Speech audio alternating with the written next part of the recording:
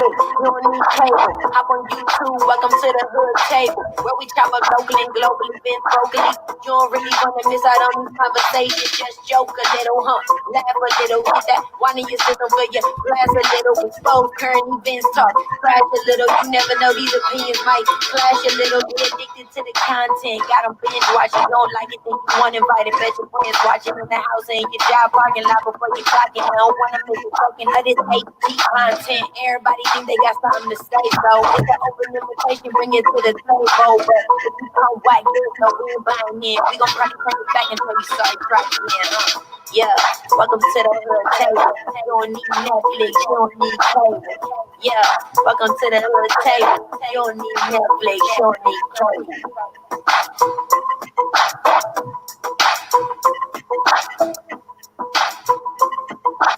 Hey everybody, welcome to the Hood Table one more again. Make sure on your way in you hit the like button and you also hit the share button and you also subscribe to the channel if you're not already subscribed to the channel. We have a special guest here tonight that I will be interviewing and speaking with on several different topics of discussion tonight. And I would like you to go ahead and introduce yourself, please. Hi, my name is Tracey Richardson. I'm a retired sergeant, 25 years with the Houston Police Department. Thank you for having me on the show. Thank you. And thank you for coming on the show tonight. I really, really appreciate you taking the time out to come sit with us on the Hood Table tonight. Now, some of the things that we're going to be discussing tonight goes around like some of the police brutality cases that's been going on lately, especially with George Floyd. And I don't know if you heard, but just today they said that those three men in the case of Ahmaud Arbery's shooting, they were hit with murder indictment charges. And that is really big right now for, the people and their families. But a lot of people is looking at it like, okay, that don't mean, they'll be charged or go to jail or anything like that. So first of all, I want your take on a lot of these police brutality cases that have been going on. George Floyd, Ahmaud Arbery, and so many others.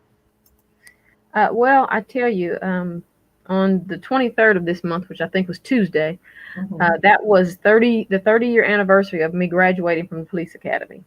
Oh, wow. And so one of my classmates posted on Facebook about, in 1990 when we graduated, how policing was different. It was community-based policing was big then.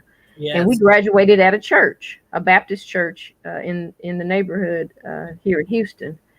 And the focus was just much different then, as far as how police dealt with people, as far as the police brutality cases. And he made a point that, the one thing every good cop hates is a bad cop.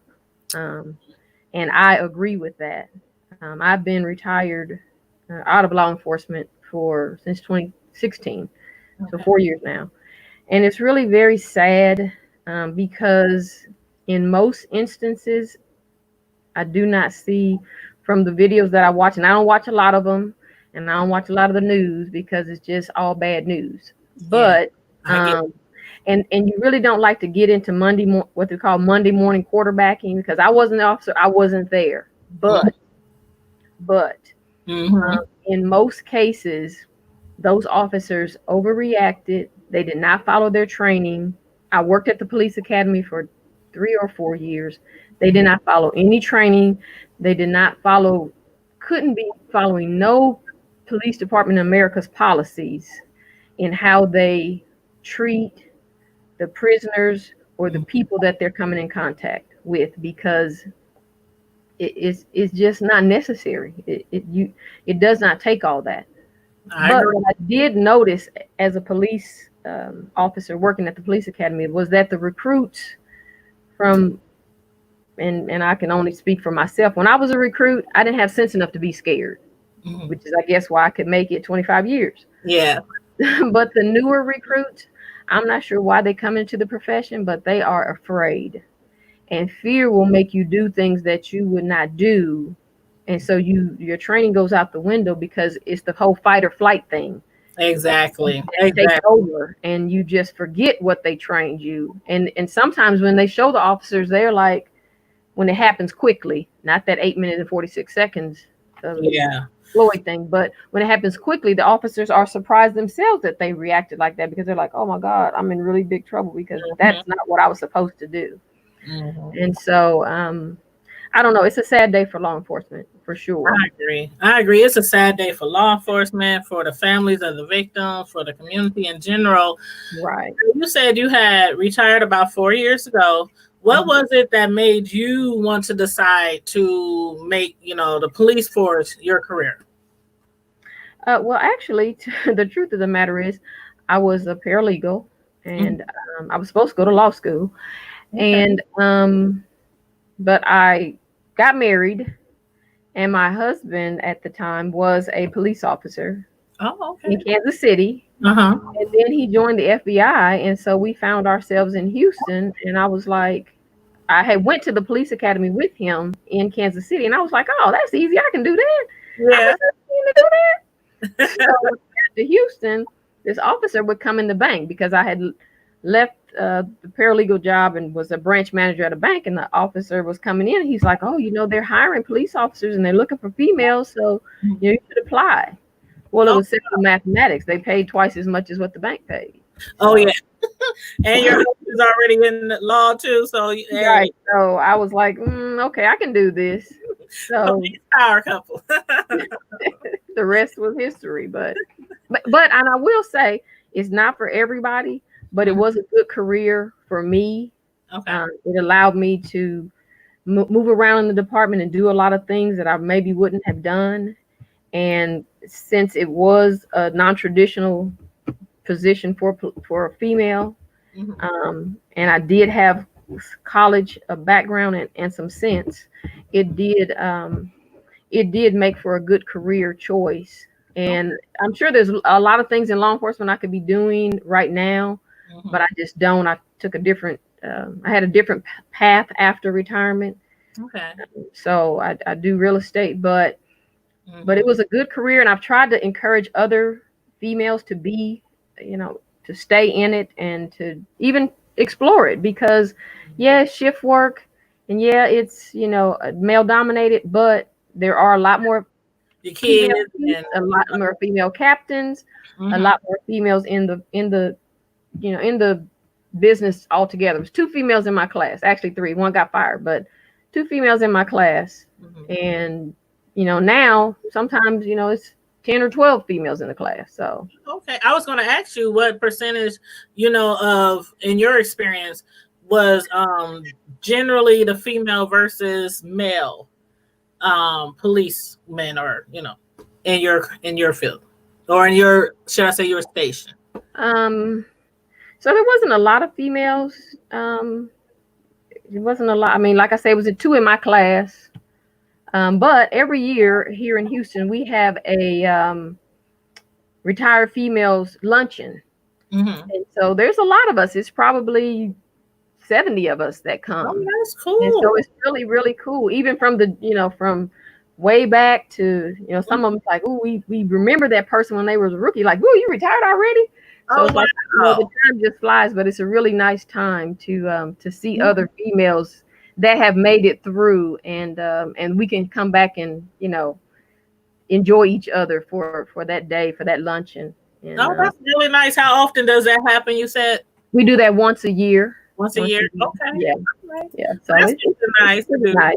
It's pretty nice. Kind of like a reunion, Reunion of all the female, police officers that anybody can think of what their email address is, to invite them, and they come and have I think it's a $10 lunch or something that somebody sponsors, and we have a good time for 3-4 hours, and then we give, like we do, Dress for Success, and bring purses and stuff, and donate to other organizations that are helping females, and it's really nice. So that's really nice. And then at the same time, you're giving back to the community. So exactly. We're not only enjoying each other, but this community service involved. That's really nice.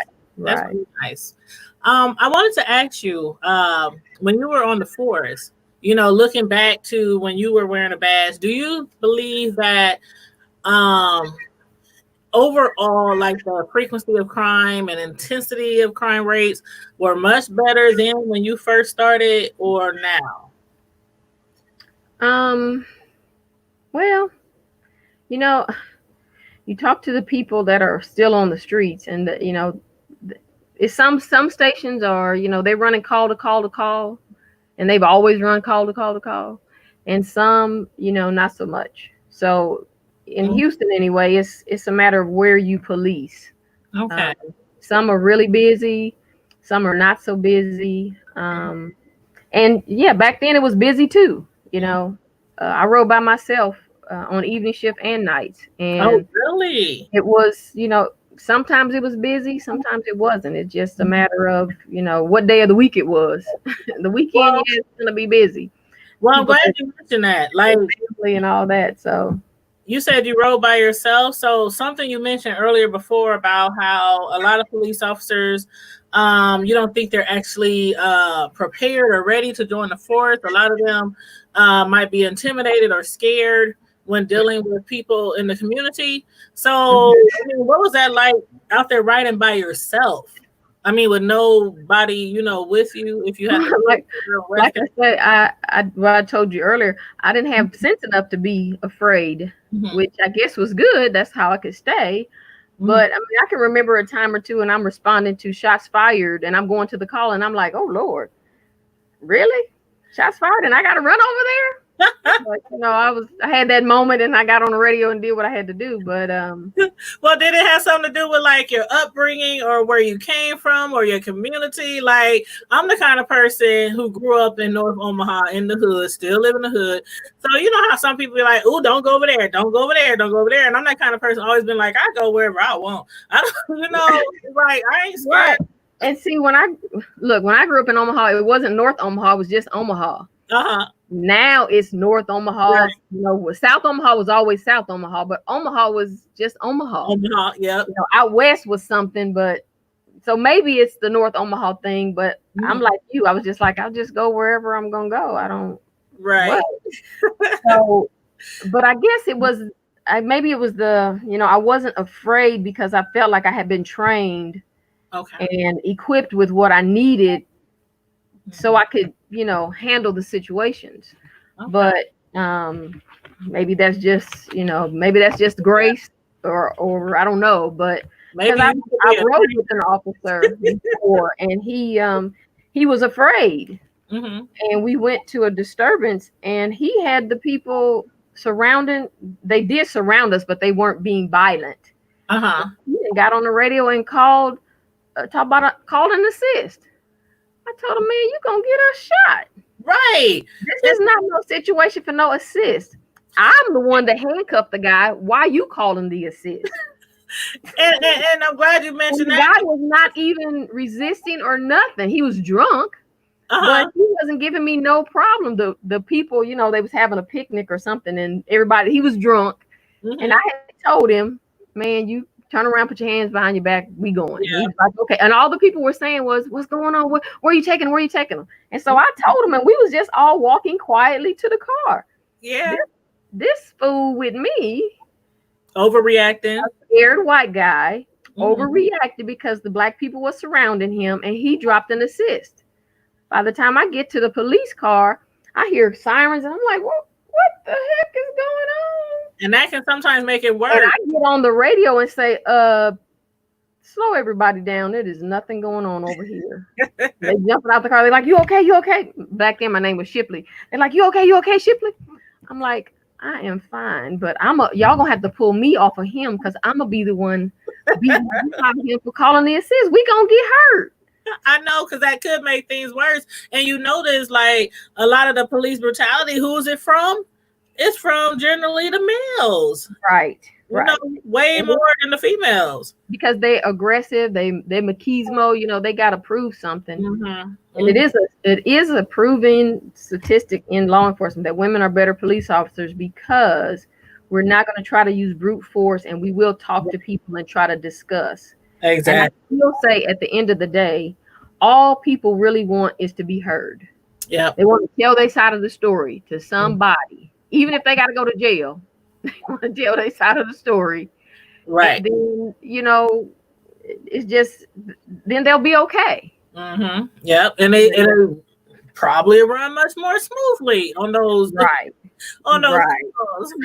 Now, looking back at Rodney King, a lot of people, every time this stuff happens in our communities, everybody always brings it back to Rodney King. Right.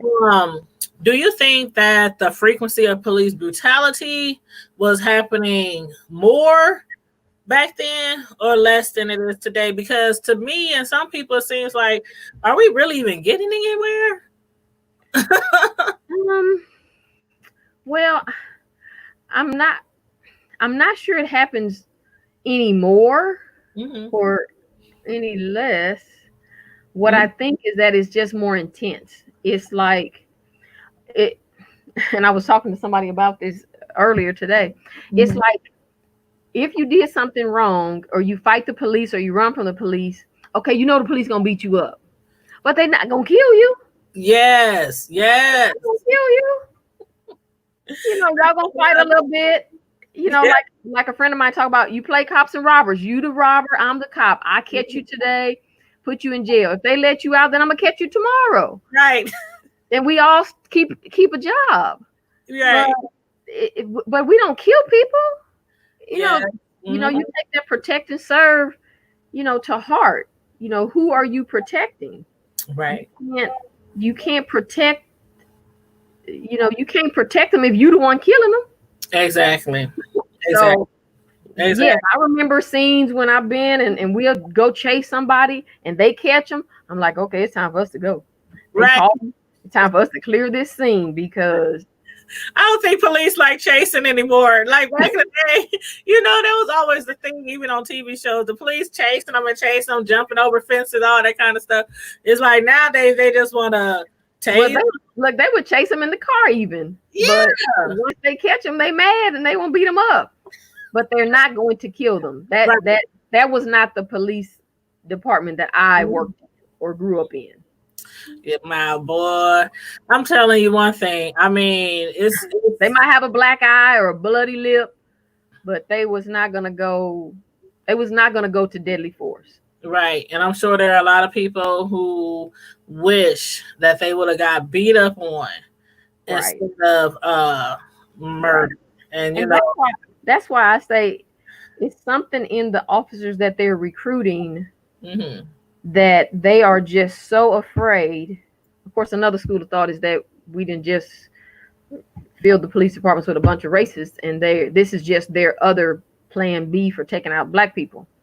Right. So whichever one you subscribe to. But what I noticed when I worked at the police academy was that recruits are just a lot more afraid of police work in general and dealing with the people because they don't know the people. They never been around black people.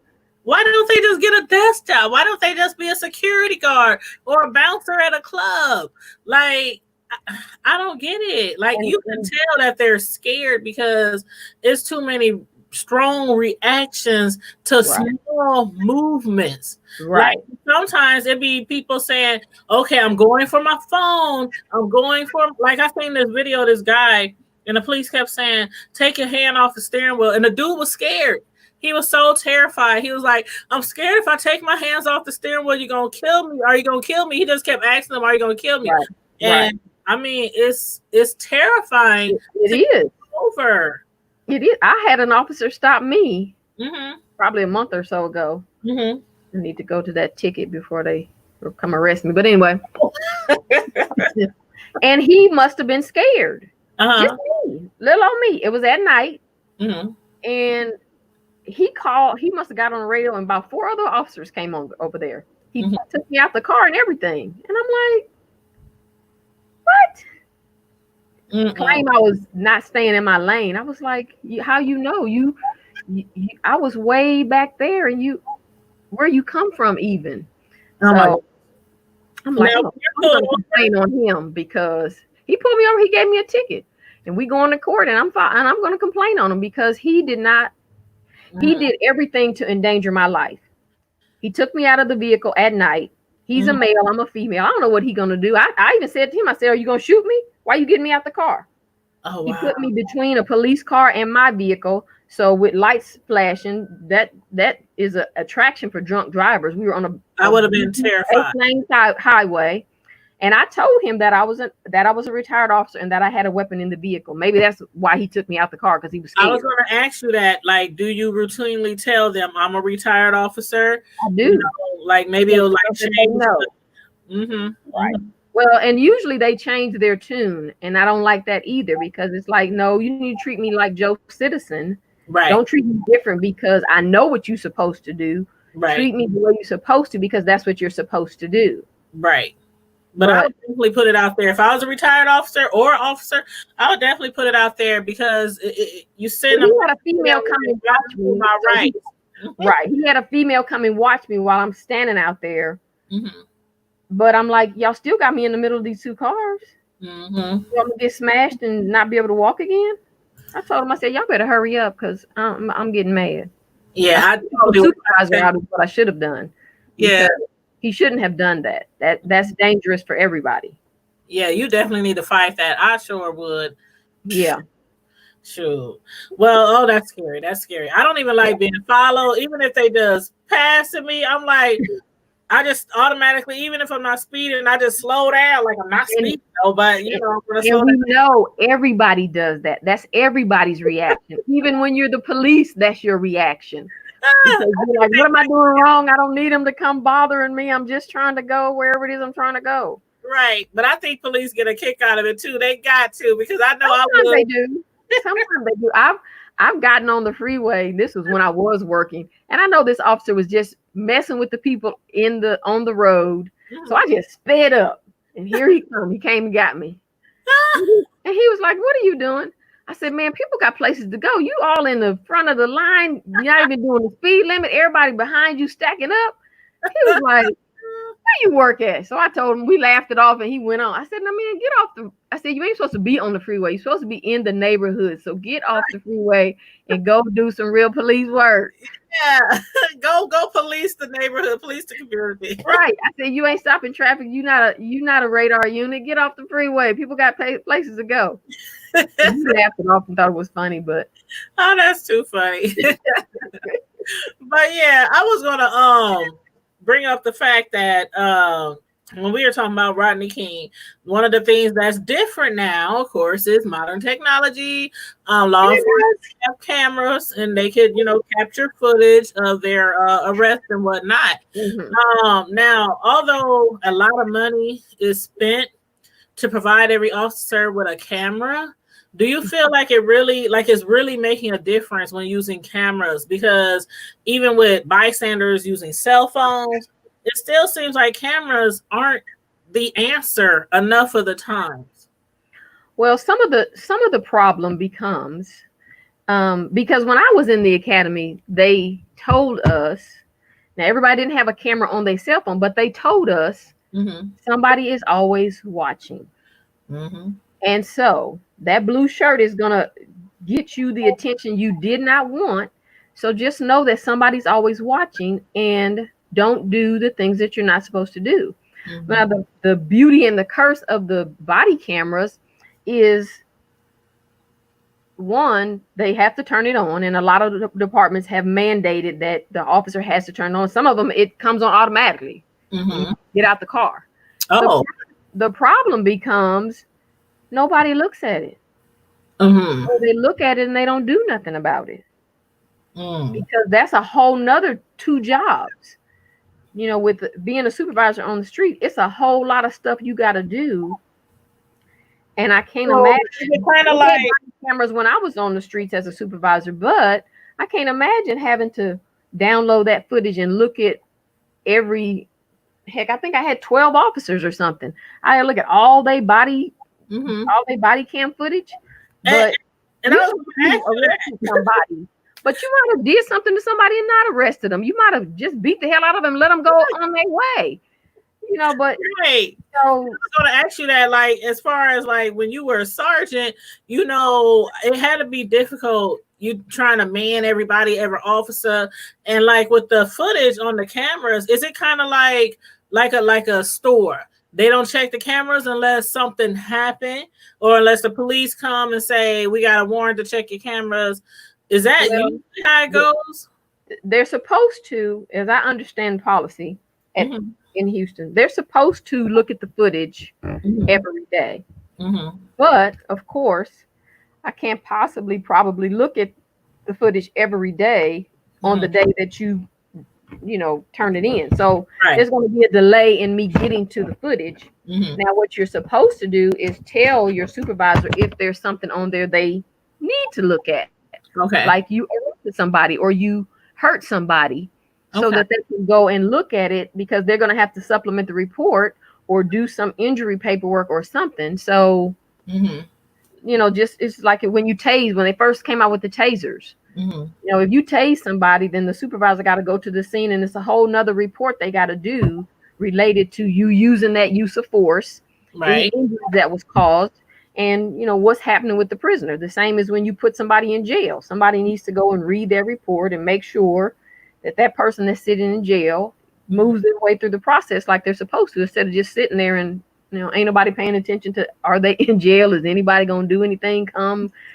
Anything. So the one thing, and I've said this for a long time, the biggest problem in law enforcement is lack of supervision. Everybody wants to be paid to be a supervisor, but nobody wants to be a supervisor because it's work. Quite frankly, it's a lot of work. If I tell you all the paperwork and everything that I have to do being a supervisor, and then I still got to go out on the street and make sure they're doing what they're supposed to be doing, you ain't got no downtime. It's a lot of, it's like being a mama. Right. Who want to be that? Who want to do that? I know. I want to do the kid. I want to have all these kids, but I don't want to discipline. I don't want to, right. And so, let me ask you this. As far as like how you were saying, like, if you got a lot of police officers, a lot of cameras, it is a lot, to look at the footage. But let's say people finally get around to looking at the footage, and then months or weeks go by, and what's the routine procedure? What's the normal procedure if you were to find out that somebody did something wrong to a citizen, whether it was hit them or being a little forceful or for no reason, and then the person who it happened to never even come forward? Right. Like, what's the routine? What's the procedure in that case? Like, what should happen generally? Because we get a lot of cases where a lot of things happen, and then as soon as somebody dies or something like that, they're looking all the way back in their files, and they realize all this other stuff that led up to what's happening now. Well, and unfortunately, some of that stuff is what they want to term the thin blue line. So most of the time, the supervisors know who your problem employees are, but are you willing to deal with them? Sometimes not. Sometimes they just pass them on to another supervisor, or pass them on to another station, or pass them on to another job. But what should happen when you find something that's wrong, whether the person came forward or not, as a supervisor and following policy, you have a duty to do something. Now, sometimes people get mad because there may be discretion in what you do.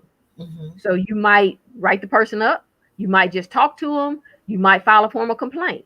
Okay. It's up to you and what you say or what you deem is appropriate based on that person that did whatever. So like if that's one of your problem employees and they are always jumping on somebody, okay, if you didn't talk to them about it before, then it's time to go on and file a formal complaint. A friend of mine called me the other day, and he was telling me about some stuff that they saw on some camera footage, and he was like, well, what would you do? I said, man, come on now. Now, he was one of my cadets when I worked at the police academy. I said, you know what I'm gonna do. You got to tell it. Right. Like, yeah, I knew you was gonna say that. I said, yeah. I said, it's about integrity. Integrity is what you do when nobody's watching. So you must always fall on the side of doing what's right, even if it means somebody else got to get in trouble. I said, do you want to go home?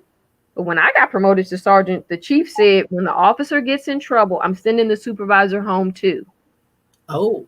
I said, oh, no, that's not going to be me. If I have to help them fire y'all, well, I'm going to help them fire y'all because y'all have to do what's right. Yeah, so, instead of passing. And it could be something little. I mean, when I worked in jail, when I worked in the jail, I had jail attendants that didn't want to let a guy take a bath. A bath. Do you hear me? And it was a cold shower.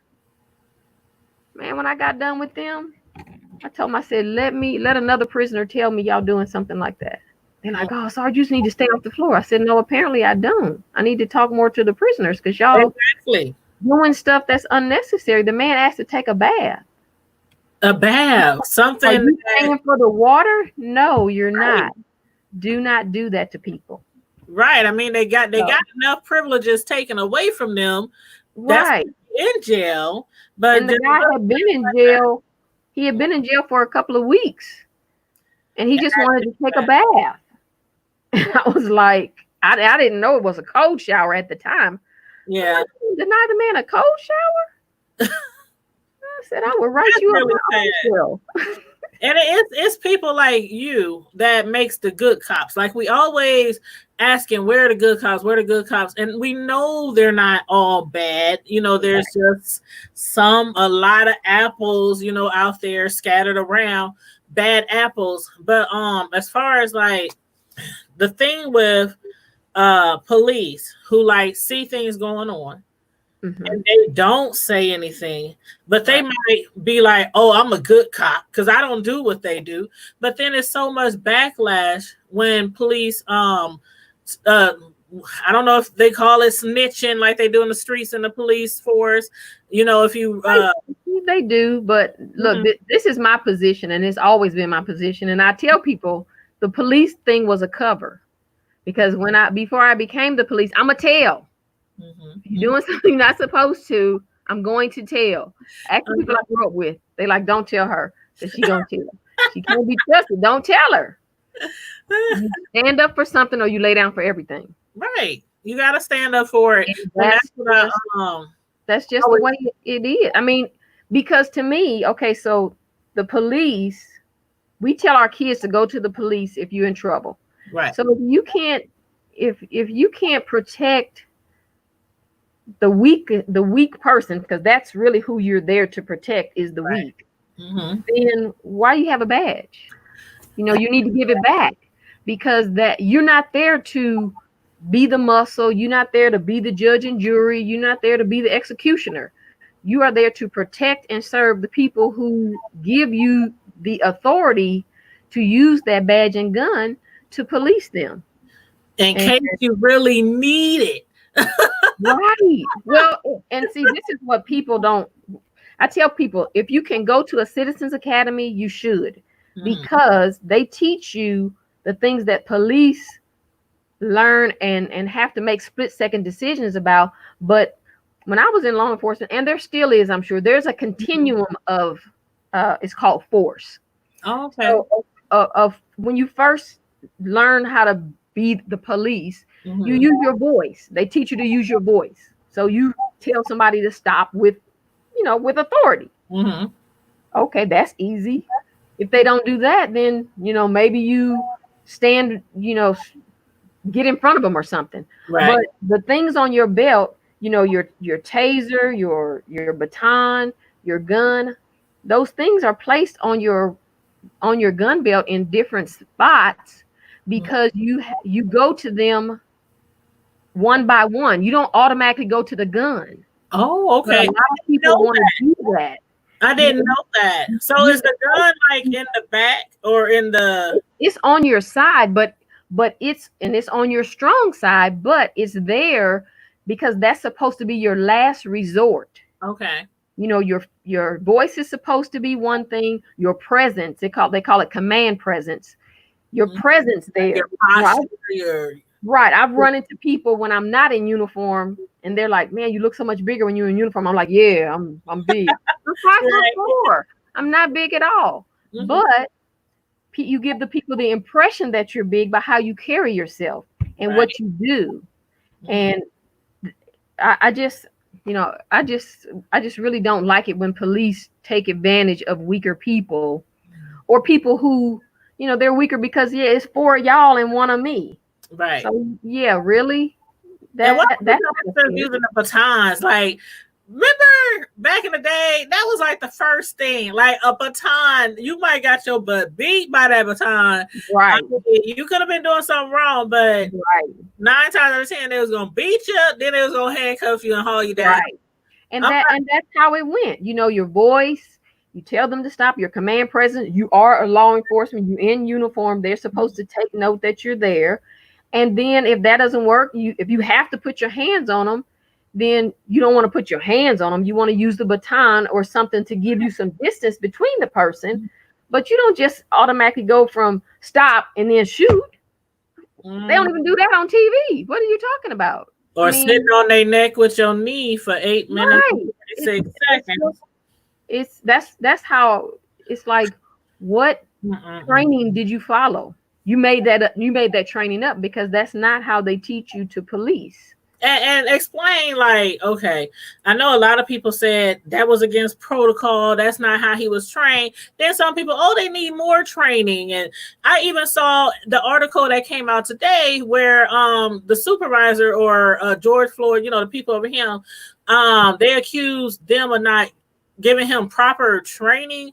And so the guy who she said that on his neck. He knew.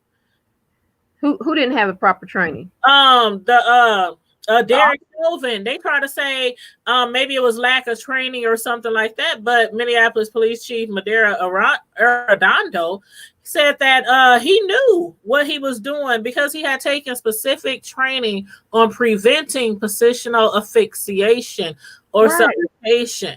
So they said the chief in Minneapolis said it was murder. It wasn't a lack of training. Look, we learned about positional asphyxiation 15 years ago, probably.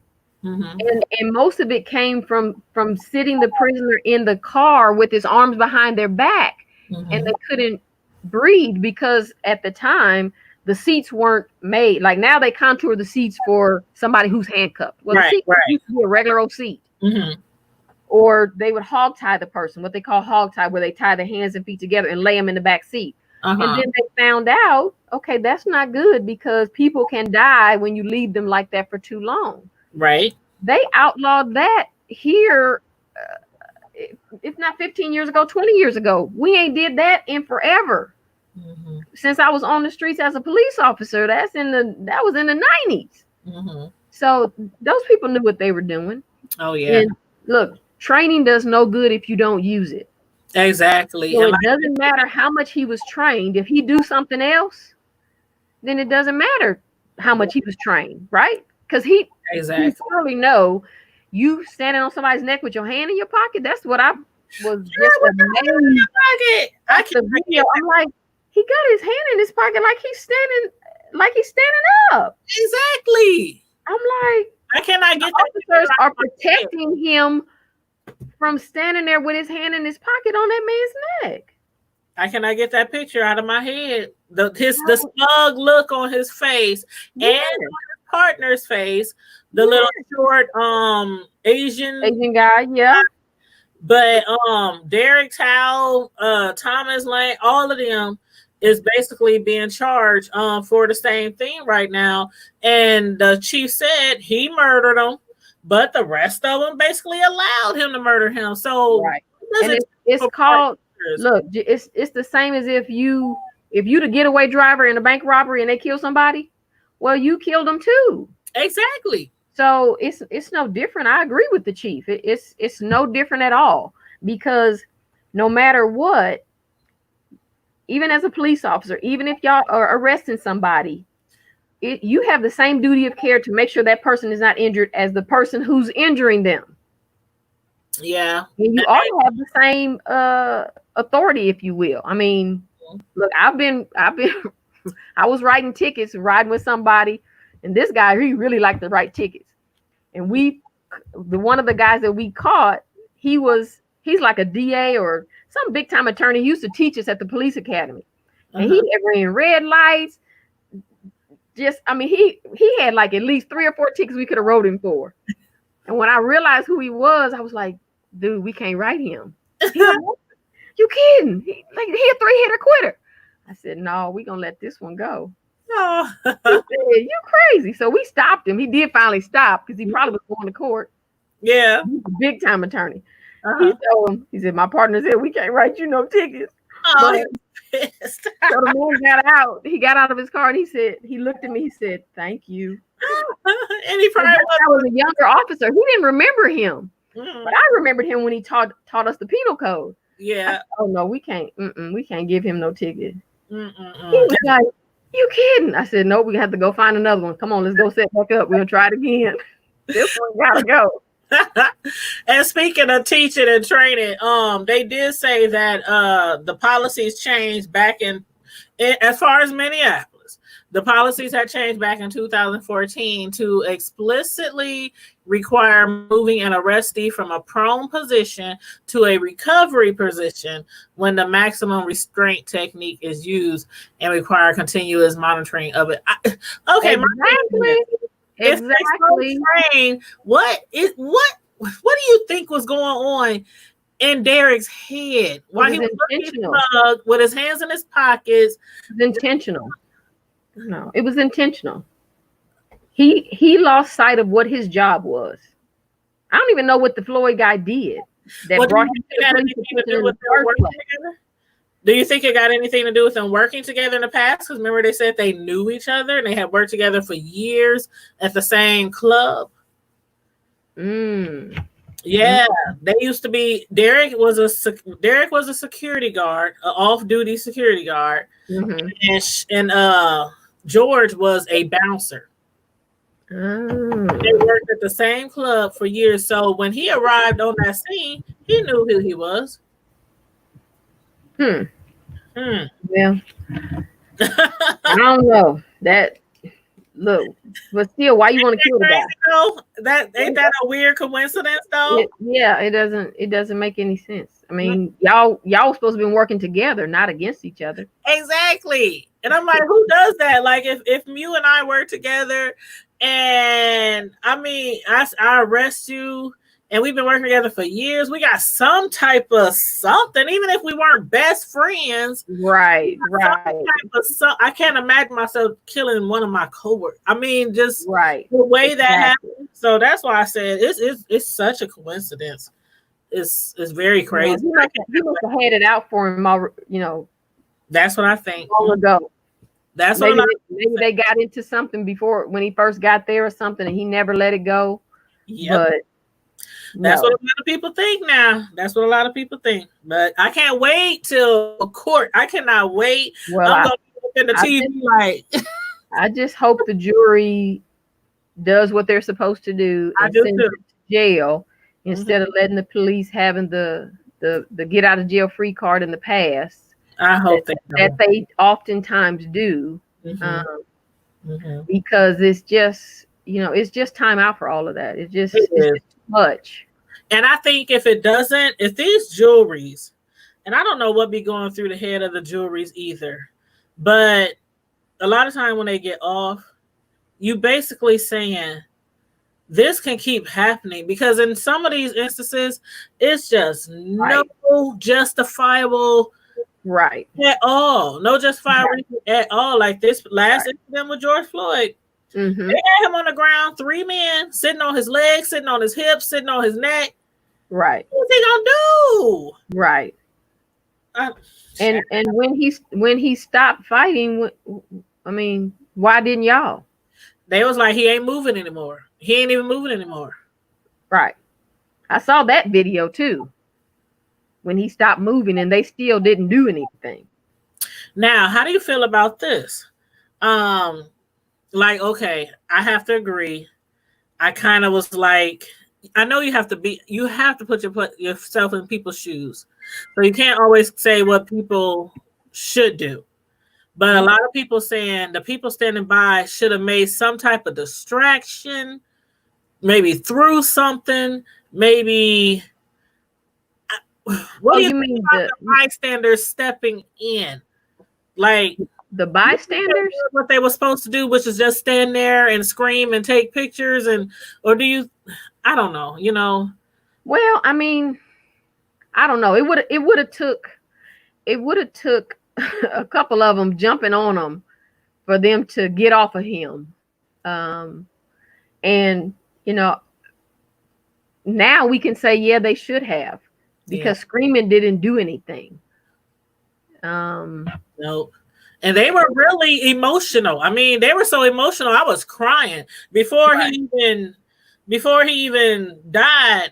I was in tears just watching, like, these people are screaming, they're begging, they're pleading for this man's life who they don't even know. But what I don't understand is why nobody went and pushed the officers. That's what we were saying. Like, you couldn't push them. You couldn't. I mean, 2 or 3 of y'all go jump on them or something. You know, and I know people are afraid of the police, and they're like, well, we told them. And I'm sure they'll say, well, we didn't expect them to just ignore us. But the problem of that is, like you said, because the police and policemen who behave like this, to me, they're so arrogant about their misbehavior. Yeah. Because they ain't been slapped and told, no, you can't do that. Right. So maybe when they get to jail, maybe they'll figure it out. But when they get to jail, honey. Like I've heard that guy, he done been in a whole bunch of trouble. Exactly. That's what I was saying when I was talking to you earlier about what's the procedure normally, because so many people usually have a lot of stuff under their belt by the time it gets to this type of case, the murder. Right. Like, there's been things in the past, like there was a black guy who had came on the media and said that man, Derek, tried to kill him years ago. Right. And didn't do anything about it. Right. So, but did he complain? Probably not. I don't. And see, that's another reason why I say them cameras, because they routinely look at the footage, even if there's no complaints or no incidents. Because I think they really should. Maybe they need a special department. They are supposed to look at it, because, like you say, even if it's weeks later, months later, you could still look at it and find that the officer has done something. But it sounds like he was just doing whatever he was doing. They knew he was doing. They knew he was misbehaving. Yep. But like a lot of departments, they chose to placate or try to brush under the rug his misbehavior, and so now it's just gonna cost them millions. It's gonna cost them a lot, because they should not have done it. He probably should have been fired ages ago. And you know what? I wonder if he was a black man or a black officer or anything but a white officer, he probably would have been fired a long time ago. Mm-hmm. So goodbye. It goes back to what I say about, nobody wants to supervise, or who knows, maybe his cousin is the chief, or I don't know, maybe he's got some get out of jail free card that he gets in trouble all the time. Every department has them. It's an officer that gets in trouble all the time. And it's like, who does he know? What if he has something on that they won't fire him? Well, you see, his brother-in-law was the Asian. I mean, so he got connections. Right. And usually that's what happens. You get, I guess, people in your clique that protect you and help you do the dirt that you do. But in the end, you just gonna all get in trouble. Yep. Now, do you think that, like, let's say, for instance, that guy, and let's say, for instance, everybody down the road that he did something to, do you think that they could file like a civil, like a class action or something? Class action lawsuit? I don't know that it'd be class action, because that's usually a federal type law, but I don't know, maybe because their civil rights were violated. Taking the money to do that, but I think a lot of them may go back and complain and file a lawsuit as far as past injuries, especially now that it's come to the light that nothing ever happened to him, and so y'all just keeping a bad guy around, and y'all know he was bad. So I like to see how the Minneapolis Police Department going to divorce themselves from that one. But me too. Well, there's one more thing I wanted to talk to you about. I wanted your opinion on, and that happens to do with the former Buffalo, New York was it Buffalo, New York? I think Buffalo, New York. Police Uh-huh. officer Carol Horn. She was a Mhm. 20-year vet of the Buffalo Police Department, and in 2006, she had stopped a fellow officer by the name of Greg Kowski, something like that, who had a chokehold on a black suspect. And as a result of stopping him from choking him, she got fired. The police department brought disciplinary charges against her and fired her 2 years later in 2008, months before she was eligible to receive a full pension, because she was at like the 20-year. The cop who she was choking, the black man, the cop who was choking the black man later sued her and her lawyers for defamation. And now she's fighting for her full pension and pushing to pass a Carroll's law where it protects police who intervene from being retaliated against. And I think we need something like that. Yeah. I have never heard of police. I mean, why you need a law to protect the police from doing their job, I don't know. And I'd like to know what was the background and how was she wrong for stopping him from choking somebody, a suspect, a prisoner? That's what I want to know, because they said the man wasn't doing nothing wrong, and she had requested that her case be reviewed by an independent arbitrator, and the arbitrator recommended termination after lengthy hearings, and the police commissioner at the time followed that recommendation. I don't get it. You know, and arbitrators, you know, they go with whoever's paying their salary, unfortunately. So I'm not sure why she asked for an independent arbitrator. Maybe she thought she was going to get a better deal than if she had used a department-sponsored arbitrator. Yeah. And that wasn't the case. And unfortunately, I don't know what, maybe she had to go to arbitration, because it sounded like she should have went to litigation. Because if the arbitration was binding, that's why she didn't have, you know, nowhere else to go. But I'm going to have to look into that case, because I'm like, okay, so what did she do that now she's wrong? Right. And I think it's like so many, and I think that's normally why so much brutality from police officers keep happening, because the police know that they're supposed to protect and serve us. But when it comes to protecting us from their fellow officer, like policing the police, right? You know, police each other, they don't do that for fear of backlash. They don't, but some do. And I was telling you about an instance when I was working at the station, and a guy had brought a prisoner in. Now, I could already tell that him and the prisoner had probably already had it out, because the guy was, you know, he was hot, he was dirty, his shirt was gone, and the man asked me for a drink of water. So I got him a drink of water, but I just got the water, I sat it up, it had a straw so he could drink out of it. And I turned to do something, and the officer who put him in the cell snatched the water and threw it in the trash can. And he started yelling at me. And I told him, he said, that same prisoner will spit that water in your face. I said, no, he'll spit it in your face, because I didn't do anything to him.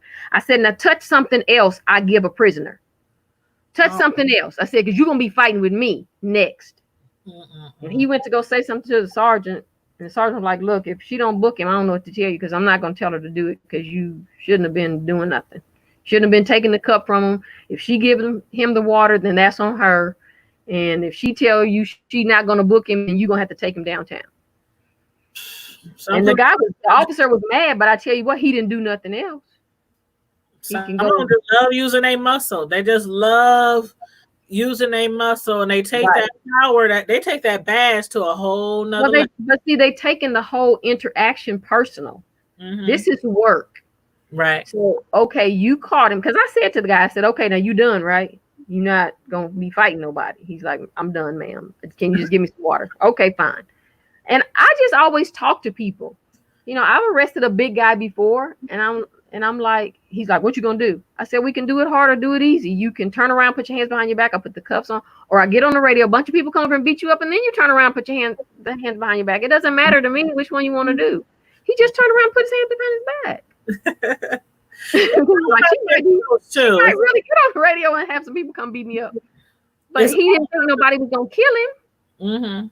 So think we don't talk. We don't want to listen to people any much, and we're not as tolerant as people.